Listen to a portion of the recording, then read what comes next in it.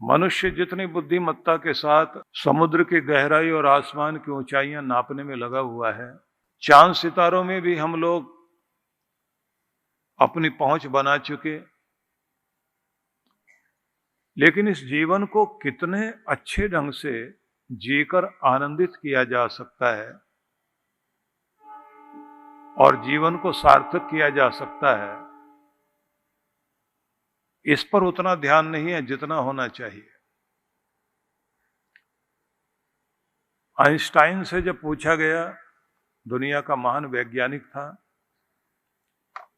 कि विज्ञान ने इतनी बड़ी तरक्की की,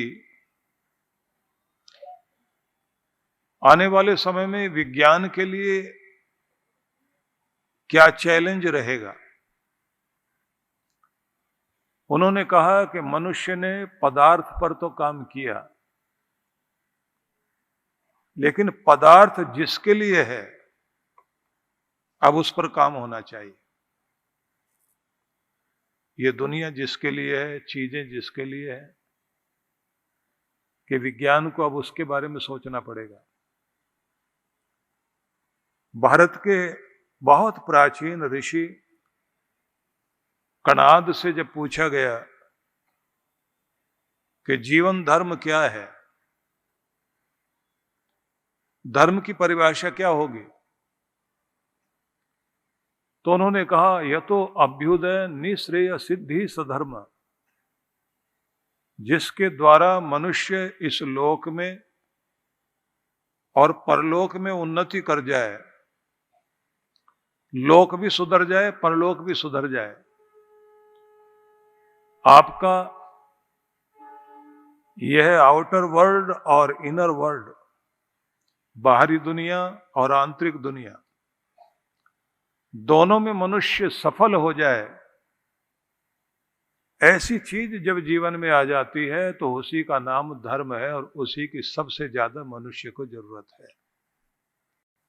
और वो धर्म जब तक जीवन में आएगा नहीं, मनुष्य अपने अंतर में बेचैन होता रहेगा। इसलिए देखने में आया कि बड़े बड़े ऊंचे भवनों में रहता हुआ आदमी अशांत, रिश्तों में देखें तो बहुत बड़ी खलबली।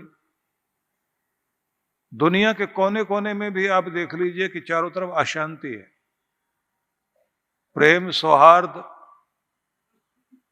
और आनंद से जीने का कोई भी साधन नहीं है। मनोरंजन के साधन है, एडिक्शन है, एडिक्ट होते जा रहे हैं हम चीजों के। पर अगर आदमी को देखा जाए कि वो भीतर से खुश है तो खुशी नहीं है। इसलिए कहा गया है कि व्यक्ति को उन चीजों की तरफ आना पड़ेगा जो आपके धन से भी कहीं ज्यादा कीमती हैं, वस्तुओं से भी ज्यादा कीमती है। हर चीज जो आपको कीमती लगती है, उससे भी कीमती अगर कुछ है, वो सारी चीजें जो आपको भीतर शांति दे, खुशी दे, प्रेम दे, संतुष्टि दे, आपके अंदर की निर्भयता जाग जाए, आपका डर हटे, आपकी चिंताएं घटे, आपकी चैन की नींद आपको मिल सके, आप हर पल मुस्कुराते हुए जी सकें, कि उस तरफ मनुष्य को ध्यान देने की आवश्यकता पड़ेगी। चाहते हम सभी यही हैं, लेकिन आश्चर्यजनक बात यह है कि जहां हम जिस आनंद को और खुशी को ढूंढ रहे हैं वो चीज वहां नहीं है। जहां मिल सकती है वहां की तरफ हमारा ध्यान नहीं है। छोटे छोटे बच्चों को आप देखते हैं, छोटी सी आसमान से गिरती हुई पानी की बूंद पर हाथ आगे करके वो उसी से स्पर्श पाकर आनंदित है। खिले हुए फूलों को देखकर, उनको छूकर, उनके पास खड़ा होकर के आनंदित हो जाएगा। उड़ते हुए पंछियों को देख करके उनसे आनंदित हो जाएगा। उसके सामने कुछ रंग बिरंगे कागज पड़े हुए हैं, उनको देख करके आनंदित हो जाएगा। उसको आनंदित होने के लिए आसपास की चीजें, छोटी छोटी चीजें बहुत कुछ हैं। हमारे पास बड़ी बड़ी चीजें, उसके बाद भी हमारे जीवन में आनंद नहीं है।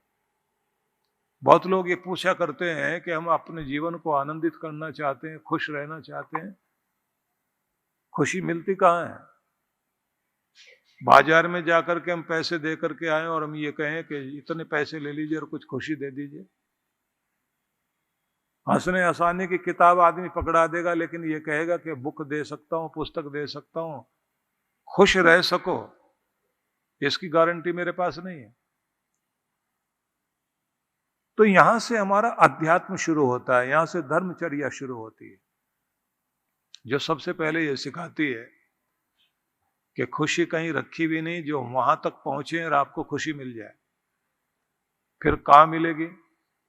कि जो भी काम आप कर रहे हैं, खुश रह करके काम करना शुरू कर दीजिए। खुश रहते हुए काम करिए तो आपकी जिंदगी में खुशी आनी शुरू होगी। पहले मूड ठीक करें। जहां भी हम बैठे हुए हैं, कोई भी काम कर रहे हैं, बड़े मजे की बात यह है कि हम आधे अधूरे होते हैं। पूरा मन हमारा वहां पर नहीं होता, आधा मन यहां है, आधा मन कहीं और है। भोजन करते करते भी हमारा आधा मन भोजन में होता, आधा मन कहीं और होता है। यहां तक कि मनोरंजन करते समय भी हमारा मन पूरी तरह से एक जगह नहीं होता।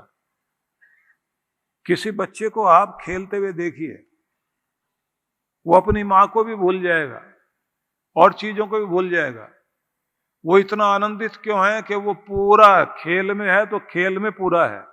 और अगर उसे कोई चीज मांगनी पड़े और उसके लिए झगड़ा करना पड़े या रोना पड़े, तो आधा आधा नहीं रोएगा, पूरी ताकत लगा देगा उसी में। जिस आदमी को भी जीवन में आनंदित होना है, तो सबसे पहले तो पूरा समग्र होकर, एकाग्र होकर, पूरी ताकत एक जगह टिकाना शुरू कर दीजिए।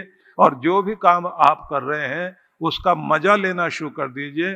भोजन कर रहे हैं तो भोजन का आनंद लेना शुरू कर दीजिए। खेल रहे हैं तो खेलने का आनंद लेना शुरू कर दीजिए। अपने परिवार में बैठे हैं तो अपने परिवार के रिश्तों का आनंद लेना शुरू कर दीजिए। अपने घर में प्रवेश कर रहे हैं तो अपने घर को आनंद का केंद्र बनाइए। अगर आप अपने पूरे मन को एक जगह टिका सकते हैं तो आनंद कहीं ढूंढने के लिए जाने की जरूरत नहीं पड़ेगी। आनंद आपके साथ रहेगा, खुशी आपके साथ रहेगी। सीधी बात है, खोए खोए मत जिए। और अगर खोना ही है, जहां खोने से पाया जाता है वो एक ही जगह है, परमात्मा। परमात्मा को खोजने से नहीं पाया जा सकता। जैसे आप परमात्मा का नाम लेकर उसमें खो जाएं, बस वहीं से उसकी उपलब्धि हो जाती है। खोजने जाओगे तो नहीं मिलेगा, खो जाओगे तो मिल जाएगा। इसलिए क्या करें? निवेदन यही है कि अभी जैसे हम यहां बैठे हैं, तो पहला नियम बनाइए, पहली प्रैक्टिस कीजिए। जो भी करें पूरे मन से करें, पूर्णता से करें। अपने मन को, अपने ध्यान को खंडित ना होने दें, इसकी प्रैक्टिस कीजिए। आप यहां हैं तो यहीं हो जाइए। आप मेरे साथ हैं तो मेरे साथ पूरे पूरे यहीं रहिए। यहां से आप 10 चक्कर घर के काट के मत आइए, दुकान के चक्कर मत काटिए, बाजार के चक्कर मत काटिए। पूरा पूरा यहीं टिक जाइए। और जब आप एक जगह टिकना शुरू करोगे, यहीं से बात बनेगी। दूसरी बात, आपका दिल एक ऐसी जगह है, इतनी उपजाऊ भूमि, यहां जो बो दोगे आप, वो 1000 गुना बढ़कर आपको मिलेगा। अपने भीतर बैर बो के देखिए, ईर्ष्या बो करके देखिए, 1000 गुना बढ़ जाएगी। नफरत बो कर देखिए, 1000 गुना बढ़ जाएगी। प्रेम बो करके देखिए, प्रेम 1000 गुना बढ़ जाएगा। इसलिए यही जगह है। अपना दिल प्रेम भरकर परमात्मा से जोड़कर देखिए, लाख गुना प्रेम से भर जाएगा। किसी के प्रति नफरत हो, दिल में नफरत पाल के देख लेना, अभी थोड़ी है, बढ़ते बढ़ते इतनी हो जाएगी। आप यही कहते रह जाओगे, मैं तो सोचता था कि वो थोड़ा बहुत ही बुरा आदमी होगा, लेकिन अब तो ऐसा लगता है कि दुनिया में उससे बुरा कोई आदमी है ही नहीं, क्योंकि आपने हृदय में नफरत रख ली। तो जहां जो जैसा जिस तरह का काम करने का मौका मिले उसमें अपनी पूर्ण एकाग्रता, पूरी शक्ति, पूरा ध्यान उसमें लगाइए। एक बात हुई।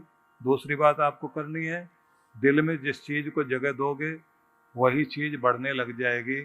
तो अब तक दिल में दुनिया को जगह दी है, आज से दुनिया के मालिक को जगह देना शुरू कर दीजिए, उसका प्रेम आपकी जिंदगी में बढ़ना शुरू होगा।